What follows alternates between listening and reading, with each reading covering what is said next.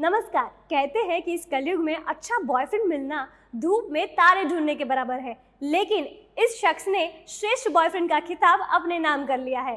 Girlfriend को अपने पल पल की खबर देना, उसके अलावा हर एक लड़की को बहन की नज़र से देखना, उसका शॉपिंग में साथ निभाना और बैलेंस खत्म होने से पहले ही उसका रिचार्ज करवा देना, ये सब इनकी खासियत है। दिया लेके जाओगे फिर भी ऐसा बॉयफ्रेंड